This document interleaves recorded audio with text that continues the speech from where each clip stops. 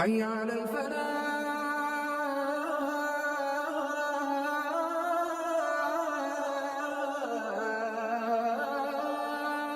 الحمد لله نحمده ونستعينه ونستغفره ونؤمن به ونتوكل عليه ونعوذ بالله من شرور انفسنا ومن سيئات اعمالنا من يهده الله فلا مضل له ومن يضلل فلا هادي له ونشهد ان لا اله الا الله وحده لا شريك له ونشهد ان محمدا عبده ورسوله قال الله تبارك وتعالى في كلامه المجيد وفرقانه الحميد قل هل ننبئكم بالاخسرين اعمالا الذين ضل سعيهم في الحياة الدنيا وهم يحسبون انهم يحسنون صنعا اولئك الذين كفروا بآيات ربهم ولقائه فحبطت اعمالهم فلا نقيم لهم يوم القيامة وزنا ذلك جزاؤهم جہنم بما كفروا واتخذوا آیاتی ورسلی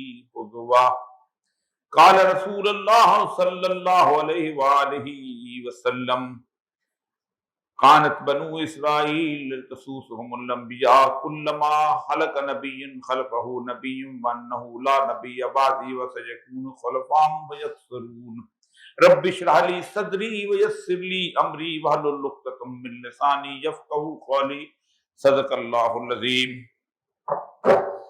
ذات گرامی، آج میرا بنیادی موضوع یہ ہے جس کے لیے میں نے 2 آیات آپ کے سامنے تلاوت کی ہیں اور ایک رسول اکرم صلی اللہ علیہ وآلہ وسلم کی حدیث آپ کے سامنے پیش کی۔ میں ایک اور آیت بھی آپ کے سامنے پیش کرتا ہوں جس کو آیہ استخلاف کہا جاتا ہے۔ یہ اللہ تبارک و تعالیٰ کا ہم سب کے ساتھ ایک وعدہ ہے۔ اللہ فرماتا ہے وعد اللہ الذین آمنوا منکم وعملوا الصالحات لَيَسْتَخْلِفَنَّهُمْ فِي الْأَرْضِ كَمَا اسْتَخْلَفَ الَّذِينَ مِنْ قَبْلِهِمْ۔ دیکھو، میں نے ان لوگوں کے ساتھ وعدہ کرتا ہوں جو 2 شرائط پوری کرتے ہیں، ایمان لاتے ہیں اور عمل صالح کرتے ہیں۔ کیا؟ لَيَسْتَخْلِفَنَّهُمْ فِي الْأَرْضِ، میں انہیں زمین پر اقتدار اور غلبہ دوں گا۔ كَمَا اسْتَخْلَفَ الَّذِينَ مِنْ قَبْلِهِمْ، جیسے میں نے ان سے پہلے والوں کو دیا تھا۔ اور یہاں پہ نہیں اللہ تعالیٰ فرماتے ہیں وَلَيُمَكِّنَنَّ لَهُمْ دِينَهُمُ الَّذِي ارْتَضَىٰ لَهُمْ وَلَيُبَدِّلَنَّهُمْ مِنْ بَعْدِ خَوْفِهِمْ أَمْنًا۔ اور یاد رکھو، جو ان سے پہلے تھے اور یقیناً ان کے لیے ان کے اس دین کی مضبوطی کے ساتھ محکم کر کے جما دے گا جسے ان کے لیے وہ پسند فرما چکا ہے، اور ان کے لیے اس خوف و خطر کو امان بدل دے گا۔ اور آگے اللہ تبارک فرماتے ہیں کہ یا بدوننی، اگر وہ میری عبادت کریں گے، لا یشرکون بی شیئا، اور کسی کو شریک نہیں کہیں گے، ومن کفر بعد ذلک فاولئک هم الکافرون۔ اگر میں نے ان کو ایک دفعہ اقتدار دے دیا اور میں نے ان کے دلوں کو مضبوط کر دیا اور میں نے ان کو خوف کے زمانے میں امن دے دی، پھر اس کے بعد اگر کوئی مکرے گا تو پھر سمجھو کہ وہ فاسق ہے۔ اور اللہ کا وعدہ ہے کہ واللہ لا یہدی القوم الفاسقین، میں فاسقوں کے قوم کو ہدایت نہیں دیتا، سب کو ہدایت دیتا ہے، فاسقوں کو نہیں دیتا۔ فاسق کون ہوتا ہے؟ فاسق وہ ہوتا ہے، ایک ہوتا ہے کافر، جس نے کفر کیا، انکار کیا، میں اللہ کو نہیں مانتا، رسولوں کو نہیں مانتا، میں اپنی زندگی بڑے آرام سے گزر۔ ایک ہے وہ جو کہتا ہے لا الہ الا اللہ، کہ کوئی الہ نہیں، کوئی حاکم نہیں سوائے اللہ کا۔ اقبال کہتا ہے چمی گویم مسلمانم بلرزم، کہ جب میں اپنے آپ کو کہتا ہوں نا میں مسلمان، تو میں لرز جاتا ہوں کہ دانم مشکلات لا الہ، کہ مجھے پتہ ہے کہ لا الہ کی مشکلات کیا ہیں، اور الا اللہ کی مشکل اتنی نہیں ہے، الہ کی مشکل ہے۔ الہ کے اندر سب سے امپورٹنٹ ترین، سب سے اہم ترین بت جو ہوتا ہے وہ اہوائے نفس کا، آپ کی خواہشات نفس کا بت ہوتا ہے۔ جو خواہشات نفس کا بت آپ کو اللہ تبارک و تعالیٰ کے احکامات پہ عمل کرنے کی اجازت نہیں دیتا۔ وہ کہتا ہے کہ نہیں، کوئی بات نہیں، تھوڑی عمر پڑی ہوئی ہے، معافی مانگ لیں گے، راجپوت ہوں، سید ہوں، ارائی ہوں، بٹ ہوں، برادری ہے، برادری کا بھی پریشر ہے، آخر کیا کروں، میرے ارد گرد کے جتنے لوگ ہیں وہ کرپشن کرتے ہیں، میرے ارد گرد کے لوگ جتنے بھی ہیں، کوئی ڈپٹی کمشنر کس طرح کا ہے، کوئی اسسٹنٹ کمشنر اس طرح کا ہے، کوئی کلیکٹر کسٹم اس طرح کا ہے، سب نے کتنی کتنی زندگیاں بنا لی ہیں، ان کے بچوں کے لیے ایک ایک کوٹھیاں ہیں، کاریں، تو میں کیوں اللہ کر؟ یہ وہ خواہشات نفس ہیں جس کی بنیاد کے اوپر اللہ تبارک و تعالیٰ فرماتا ہے کہ جب وہ اس بت کی پوجا کرنا شروع کرتے ہیں تو پھر وہ فاسق ہو جاتے ہیں۔ بنیادی طور پر اللہ تبارک و تعالیٰ نے انسانی زندگی کے دو بنیادی معاملات رکھے ہیں جس کو میں نے آپ کے سامنے پیش کیا ہے۔ سب سے پہلی بات تو یہ ہے کہ اللہ تبارک و تعالیٰ آپ کو اجتماعی زندگی جو ہے اس سے پہلے آپ کو اجتماعی زندگی کو ٹھیک کرنے کی آپ کو ترغیب دیتے ہیں۔ نبیوں نے بھی یہی کہا، باقی لوگوں نے بھی یہی کہا۔ رسول اکرم صلی اللہ علیہ وآلہ وسلم سے ایک دفعہ کسی نے پوچھا کہ میں دنیا میں کیسے رہوں؟ میں نے دنیا کے بڑے بڑے فلسفی جو ہیں ان کی باتیں پڑھی ہیں، کمال باتیں کرتے ہیں، شروع ہو جائیں پلیٹو سے لے کے اور شوپنہار سے لے کے، یہ دنیا کے اندر ایسے رہنا چاہیے، اس طرح کرنا چاہیے، اس طرح رہنا چاہیے۔ لیکن رسول اکرم صلی اللہ علیہ وآلہ وسلم نے دنیا کی ایک تعریف کی ہے، فرمایا عابر السبیل، ایسے رہو جیسے تم ٹرانزٹ لاؤنج میں رہتے ہو۔ تم نے لندن کا ٹکٹ لیا ہے، رستے میں تم دبئی رکنا ہے تم نے، اور 3 گھنٹے کا وہ فاصلہ ہے، اور اس کے بعد تم نے لندن چلے جانا ہے۔ تمہاری فلائٹ 9 بجے ہے، تمہاری باپ کی فلائٹ 4 بجے ہے، اس نے بھی لندن پہنچ جانا ہے۔ تمہارے بیٹے کی فلائٹ جو ہے وہ آگے جا کے رات کو 11 بجے، اس نے بھی لندن پہنچ جانا ہے۔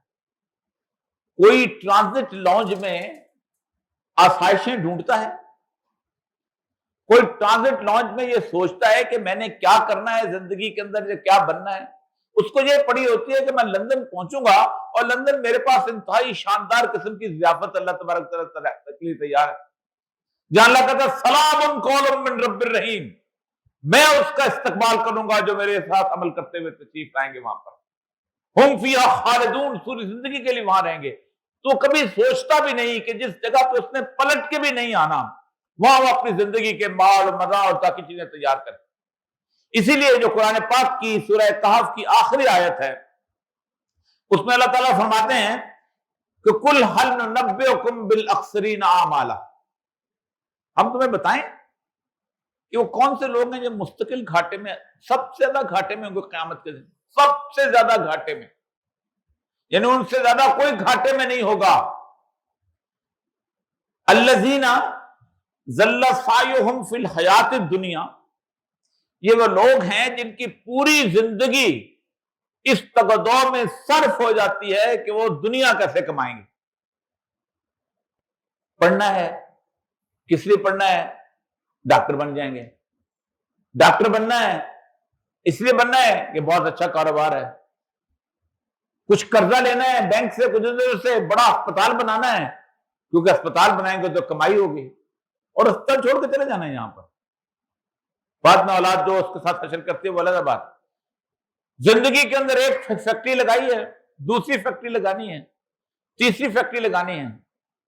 ایک جگہ پہ امتحان پاس کیا، ایک مقام پہ آ گئے ہیں، پھر اس کے بعد اگلے مقام پہ چلے جانا ہے، پھر فیڈرل سیکٹری ہو کے ریٹائر ہو جانا ہے۔ ایک دکان بانویز روڈ پہ ہے، باقی دوسری بھی ہوگی، تیسری بھی ہوگی، چوتھی بھی ہو جائے گی۔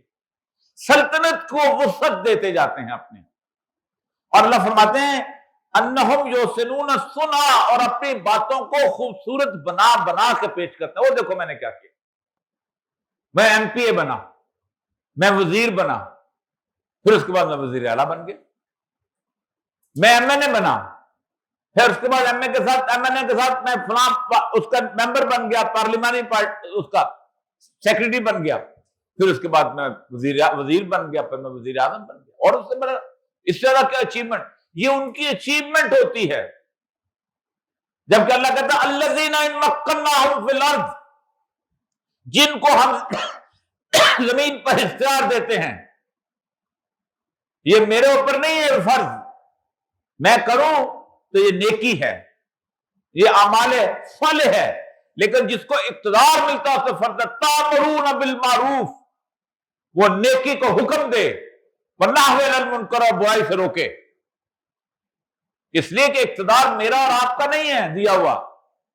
अल्लाह दावा करता है तोतिल मुल्क मन तशा, जिसको चाहता हूं बादशाह दे देता हूं, व तंजिल मुल्क मन तशा, जिसको चाहता हूं बादशाह छीन लेता हूं, व तइज़्ज़ु मन तशा, जिसको चाहता हूं इज्जत दे देता हूं, व तुज़िल्लु मन तशा, जिसको चाहता हूं उसे जिल्लत में मुब्तला कर देता हूं। और अल्लाह आगे एक खास फिक्रा है कुरान का, खास आयत है, बियदिकल खैर, मेरे हाथ में खैर ही खैर है। जिसको जलील और रुस्वा करता हूं वो खैर के लिए करता हूं कि भाई समझ जा, इंसान का बच्चा बन, कुछ दिनों के बाद तुम्हारी मैयत जो यूं कंधों पे उठाई होगी और उसके बाद तुम्हें बहुत बड़े मैदान का इम्तिहान का सामना करना पड़ेगा। इसलिए करता हूं कि इंसान बनो।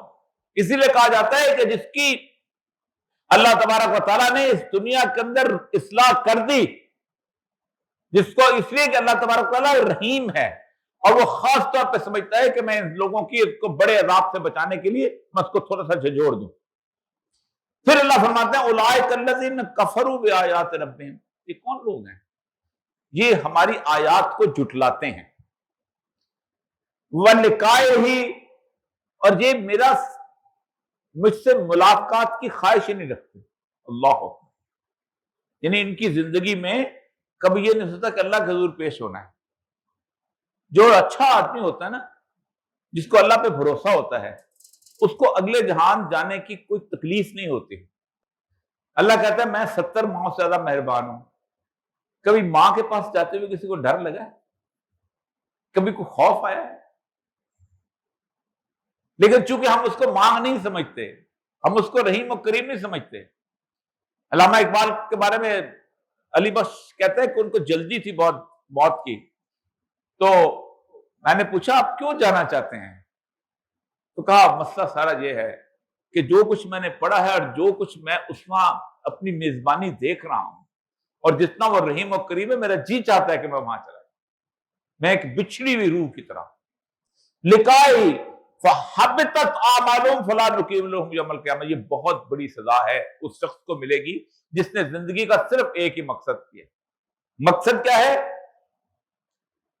कि मैंने जिंदगी बनानी है। मकसद क्या है? मैंने दुनिया बनानी है। नमाज भी साथ साथ पढ़ लेंगे, थोड़ी बहुत ईदी को चंदा भी दे देंगे और कहेंगे अल्लाह ताला यार इस हिसाब में लिख, हालांकि चंदा देते हुए हम 6 कैमरे लेके गए होंगे, ठीक, और उसके साथ साथ हम किसी यतीम खाने में भी उस तरह की गुफ्तगू कर लेंगे। नहीं, सारी नमूद और नुमाइश, वो जो कहते हैं ना कॉर्पोरेट, क्या कहते हैं उसको, कॉर्पोरेट जो सोशल वेलफेयर का सिस्टम होता है कि जो बड़ी बड़ी मिल होती है उनके corporate responsibility, social responsibility, CSR, उस CSR में वो करते ये है कि जिस जगह एक मिल लगाते हैं वहां कॉर्पोरेट सोशल रिस्पॉन्सिबिलिटी की बुनियाद पे एक स्कूल भी खोल लेते हैं, एक छोटी सी डिस्पेंसरी भी बना लेते हैं, एक बाकी चीजें, क्योंकि वो दुनिया के गिर्द घूम रही होती है ना उनके इर्द गिर्द।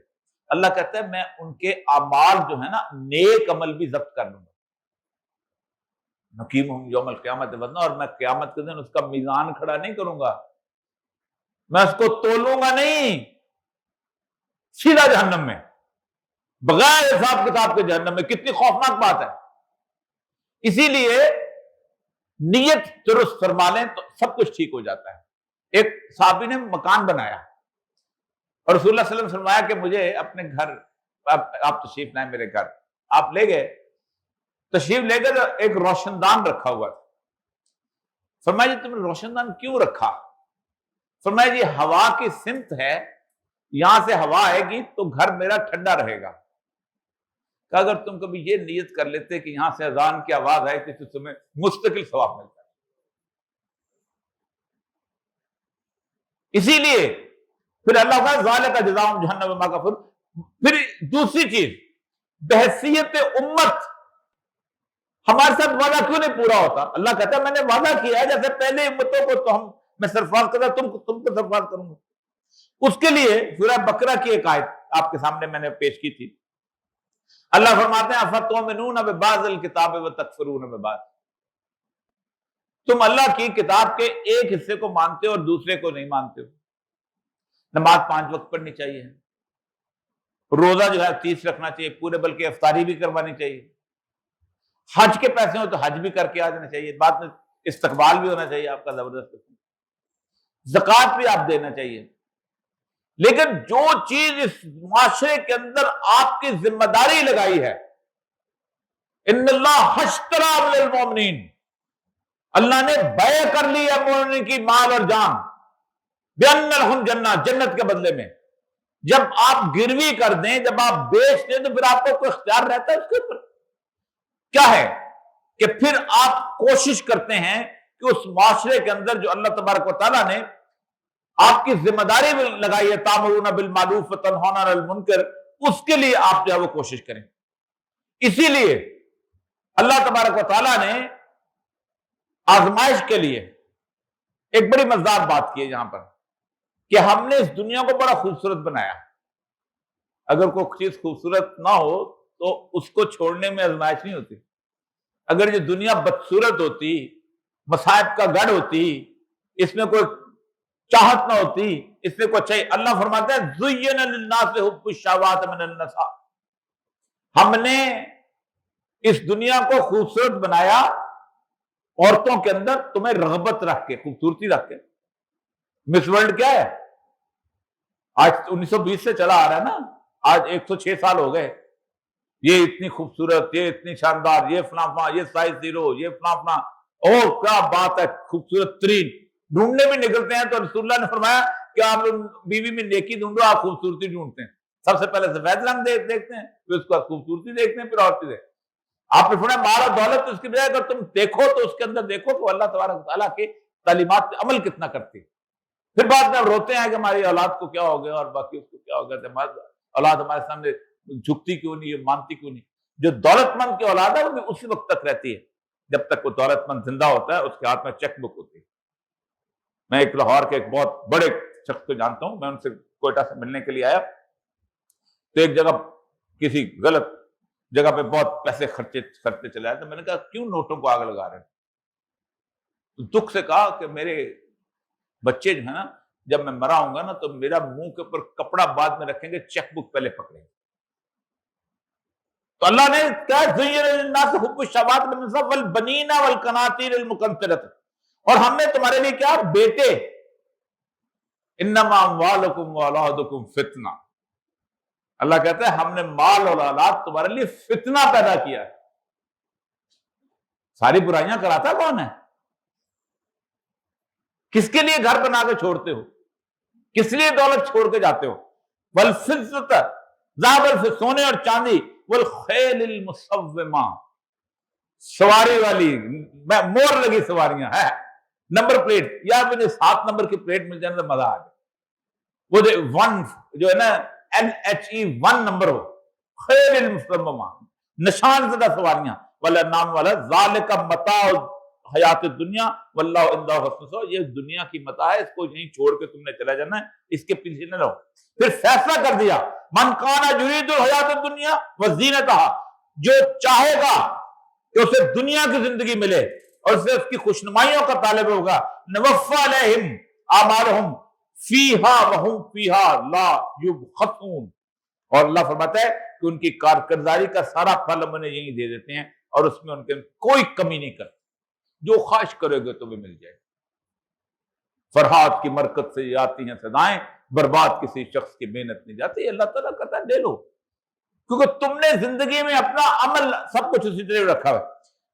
اور اولئک الذین لیس لہم فی الآخرۃ الا النار، اور ان کے لیے جو ایسے لوگ ہیں جو دنیا میں صرف اور صرف دنیا مانگنے چلتے ہیں، میں نے ان کو یہاں سب کچھ دے دینا ہے، آخرت میں سوائے جہنم میں کچھ نہیں۔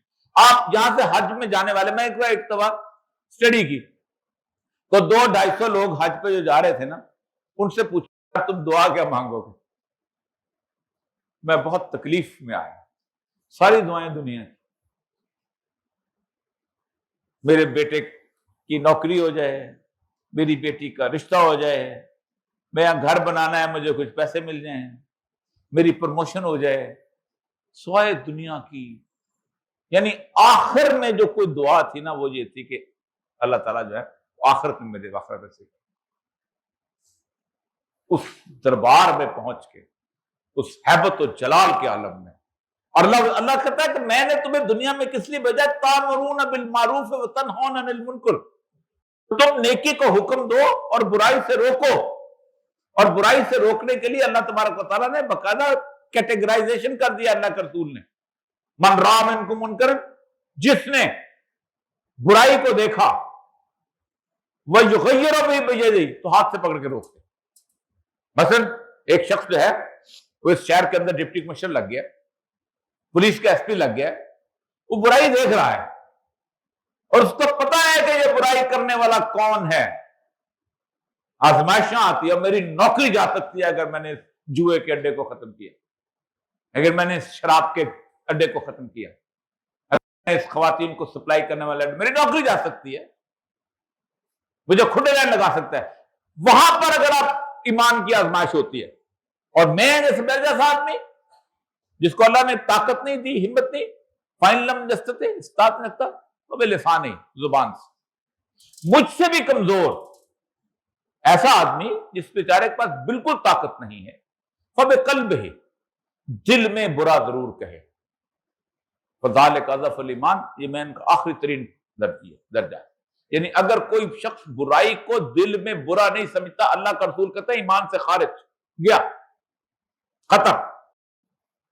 روز ہم برائیاں دیکھتے ہیں، سب کچھ کرتے ہیں، آپ حیران ہوں گے.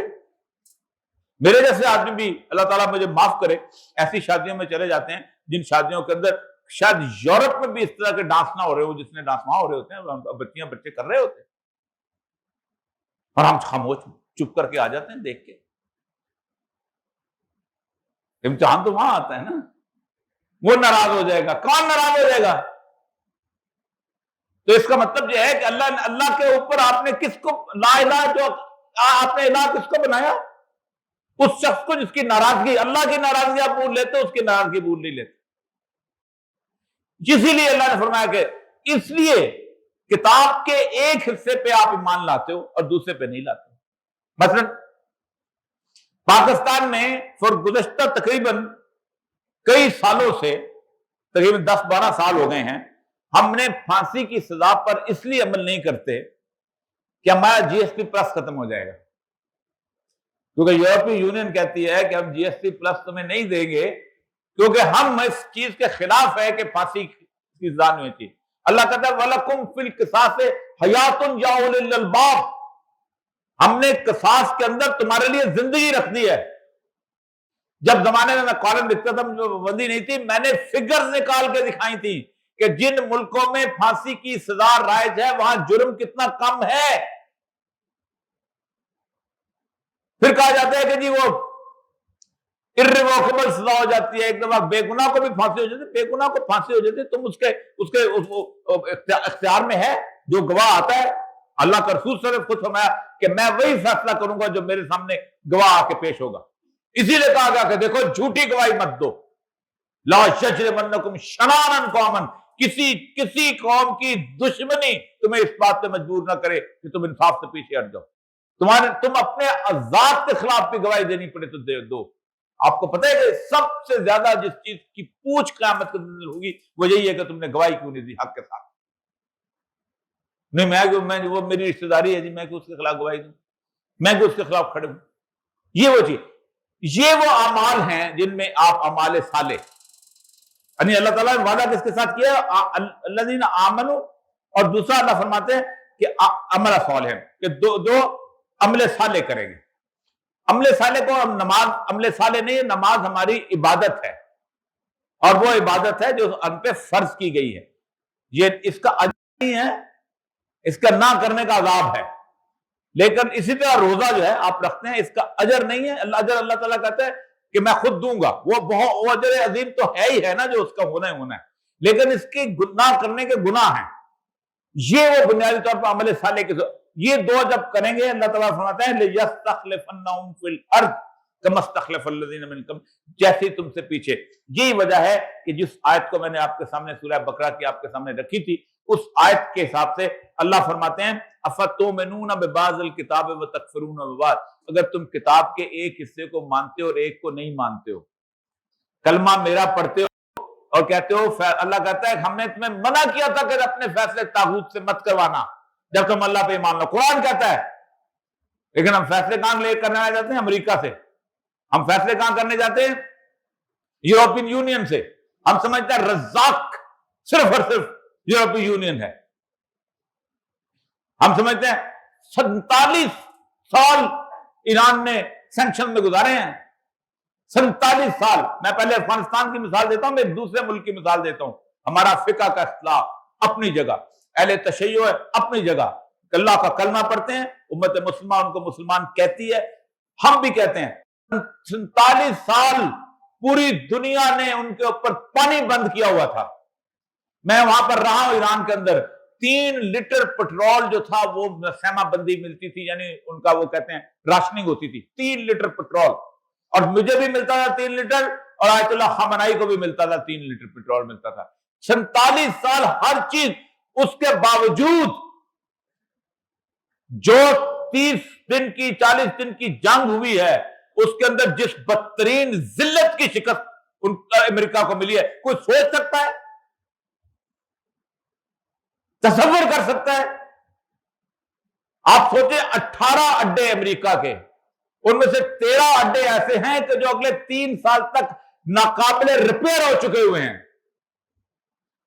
$63.7 بلین کا نقصان ہوا امریکہ. چیخیں مارتا ہوا نکلا ہے وہاں سے. کیسے نکلا ہے؟ طاقت کس کے پاس ہے؟ قادر کون ہے؟ مالک کون ہے؟ اختیار کس کا ہے؟ یہ ہم نے کبھی مانا ہی نہیں ہے. پوری کی پوری قیادت پہلے دن شہید ہوئی ہے, پوتی تک شہید ہوئی ہے. اگلے دن بازار کے اندر وہ لوگ سب نکلے ہوئے تھے. بامبنگ ہوتی رہی ہے. ایک دن بازار بند نہیں ہوا, ایک دن سکول بند نہیں ہوا, ایک دن اسپتال بند نہیں ہوا. یہ کہاں سے آتی ہے جرت؟ سوائے ایمان کے اور سوائے توکل. ومن یتوکل علی اللہ فحسبہ. پھر ہم اللہ کہتا ہے اگر تم ایسا کرو گے لَيَسْتَخْلِفَنَّهُمْ فِي الْأَرْضِ, میں تمہیں بناؤں گا خلیفہ. ہم کہتے ہیں نہیں. مجھے ہمارے بہت پیارے چیف منسٹر دوست نے, اب تو اللہ تعالیٰ ان کو ہدایت دی ہے, سندھ کے چیف منسٹر ہوتے تھے, ایک دن انہوں نے بیان دیا کہ اللہ فوج اور امریکہ جو ہے وہ ہمیں اقتدار دیتی ہے. میں نے کہا اس سے بڑا شرک کا بیان نہیں ہو سکتا. صرف ایک طاقت, صرف ایک قوت, کوشش کر لے تو اقتدار میں نہیں لا سکتا. کوشش کر لے تو کسی کو اقتدار سے نہیں اتار سکتی جب اگر اللہ تبارک تعالیٰ کی مشیت نہیں ہو. جس وقت آپ نے یہ سوچ لیا کہ اس کائنات کا مالک, خالق, فرما روا, الہکم الہ واحد, واحد الہ ہے, واحد بادشاہ ہے, واحد شخص ہے جس کے اندر حکم الا اللہ, جس کا حکم چلتا ہے اس دنیا کے اندر, اس دن آپ سے دنیا کی کوئی خلافت دور ہو نہیں سکتی. جن لوگوں نے سوچا تھا انہوں نے رسول اکرم صلی اللہ علیہ وآلہ وسلم کے اس دنیا سے چلے جانے کے 20 سال کے اندر اندر دنیا کی 2 بڑی سپر پاور کو شکست دی. کوئی مقابلہ تھا؟ 15 ہزار لوگ لے کے گئے ہوئے ہیں, اور 7 نبی وقاص جیسے لوگ, اور 4 لاکھ کا لشکر, کیل کانٹے سے لیس. اقبال کی ایک, کیونکہ وقت بہت کم ہے, اقبال کی ایک آج میں سوچا تھا اس پہ, کیونکہ جمعے وقت بہت کم ہوتا ہے, میں ایک اس کی نظم جو ہے وہ میں آج لے کے آیا تھا تاکہ آپ کو سنائی جائے. وہ کیا چاہتا تھا اس ساری اللہ تبارک و تعالیٰ کی ان آیات کے حساب سے. اقبال کہتے ہیں خدائے لم یزل کا دست قدرت تو زباں تو, یعنی اب جب اللہ تبارک تعالیٰ احکامات عمل کرتے ہیں تو اللہ کہتا ہے میں زبان بن جاتا ہوں, میں ہاتھ بن جاتا ہوں, میں آنکھ بن جاتا ہوں. حدیث کو یقین پیدا کرے غافل کے مغلوب گماں تو ہے, پرے ہے چرخ نیلی فام سے منزل مسلمہ کی, ستارے جس کی گرد راہ ہو وہ کارواں تو ہے. مکان فانی مکی آنی ازل تیرا ابد تیرا, یہ زمین ازل تیرا ہے ابد تیرا ہے. خدا کا آخری پیغام ہے تو جاوداں تو ہے, اور ہنا بندے عروس لالا ہے خون جگر تیرا, تیری نسبت براہمی ہے معمار جہاں تو ہے. وہ حدیث جو آپ کے سامنے پیش کی تھی اس کا ترجمہ سنا دیتا ہوں کیونکہ وقت کم تھا. آپ صلی اللہ علیہ وسلم فرمایا دیکھو انبیاء بنی اسرائیل کے وہ سیاست کرتے تھے, ہمارے ہاں سیاست حرام ہے, ٹھیک سیاست کرتے تھے، اور جب کوئی ایک نبی دنیا سے چلا جاتا تو اس کی جگہ دوسرا آ جاتا۔ میرے بعد چونکہ لا نبی آبادی، میرے بعد کوئی نبی نہیں آئے گا، لیکن میرے بعد خلفاء آئیں گے اور کثرت سے آئیں گے۔ جب تک ہم اس دنیا میں، یہ آیا استخلاف جو میں نے پڑھی ہے، اللہ تعالیٰ کے اس پہ احکامات عمل کرتے رہے، ہم میں خلفاء آتے رہے، اب وہ بند ہو گئے ہیں۔ دعا کریں واپس وہ ہماری عظمت واپس آ جائے۔ وآخر دعوانا الحمدللہ۔ حي على الفلاح